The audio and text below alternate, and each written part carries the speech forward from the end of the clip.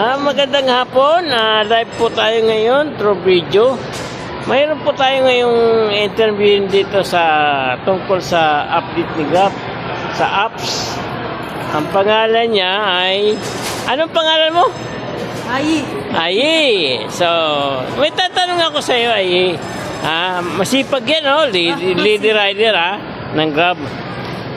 Anong masasabi mo doon sa bagong update ng Grab na pagdating sa drop-off, di ba, una, pag pick up mo, na-picture na natin. Pagdating sa drop-off, may lalabas na camera. Anong masasabi mo doon? Yung sa GrabMart? Hindi, sa lahat ng code. Wala naman lumabas sa akin. Ganun pa rin. Mayroon na. Sa akin, may lalabas na, pati sa iba. Hindi ka pa naka-experience. Wala pa.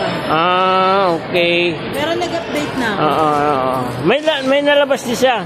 Mamaya. Grabe, ano siya. Bawa, magdadrop ka, hindi siya makukomplete kung hindi mo pindutin yung camera. Tapos, pipicturan mo yung nag-receive, yung tumanggap. Okay.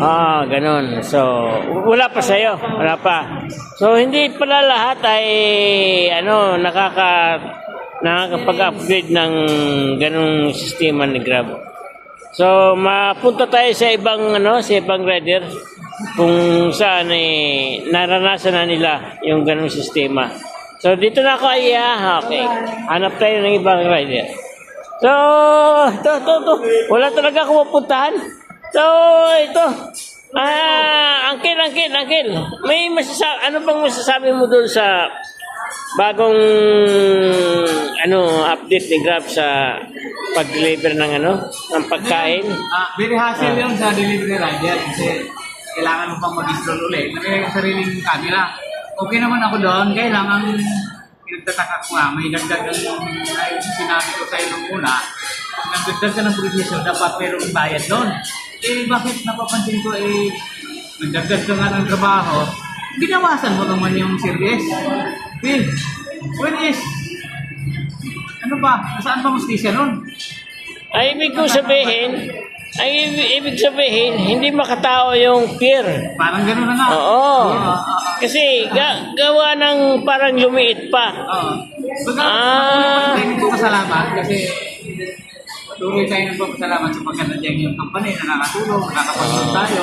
Ayun. Kaya lang parang nasasakal tayo sa lilig. Ang tutuusan lang, hindi lang kasi sinamantala ng company, tulad ng ating gobyerno, masyadong nagkagulo sa ekonomiya, wala tayong makapasukan trabaho. Kaya ang bawat Pilipino, tulad natin, kumakagat sa ganitong sistema. Kasi wala na tayong choice. Kasi talaga kailangan natin trabaho para makita araw-araw. Puro yun, walang buhay na. So yan, loan. Okay lang naman si Grab. Very okay. Kasi yung papalon, kailangan mababaon ka lang sa utang. Yun lang. Kailangan instead na ayaw mong bumangon, kailangan mong bumangon. Yun ang advantage. Kailangan mong bumangon. Dahil nang-iisip ko, yung sakotasin niya, kung wala ka nun, tatawagan ka. Diba? Kailangan magsikap ka para maka-recover ka sa araw-araw. Pero kung tumaas na ang minimum wage at dumami na yung mga company na okay dito sa atin, siguro marami nang maglipat para sa trabaho. Wala lang talagang choice tayo. Panahon ngayon. Kaya hindi tama yung sabihin pag ayaw mo na kay Grab, tumigil ka na, mali yun. Okay. Tumigil ka na, diba? Kahit labag sa loob mo, may cancel naman Kung ayaw mo, cancel mo. Yun na yun. Okay. Pag ayaw mo palang itakbo, may option ka. May option ka. Okay. Very good. Huwag ka lang mo ng masama. Lahat, mabuti. Ano naman ang masasabi mo dito sa tumal ng pagpasok ng booking? Sa dami ng delivery rider, normal ka. Kasi dumami. Kasi siya ay patuloy na nag-hire. So, ngayong mga bago, dapat naka-review sila sa realidad. Talagang tumal. Huwag silang masakta dahil ito pinasok na Ikaw mo yung tao kasi mga plate kasi dapat may tao kayo. Kasi talagang ginawa ng kumpanya yan para yung mga makapag-mobilize ng tao tulong sa ekonomiya. Okay? Ganun ba? So, maraming salamat, Akil. So, hanggang dito na lang yung live ko. Okay naman pala yung bagong update ni Grab. Ang pangit lang doon yung mababa ang fare. So hindi daw makatao. So ganun pa man, nagpapasalamat ang mga rider dahil nabigyan na ni Grab ng trabaho ang bawat isa. So maraming salamat. Sana tumaas yung fare ng delivery para ang rider ay magiging happy.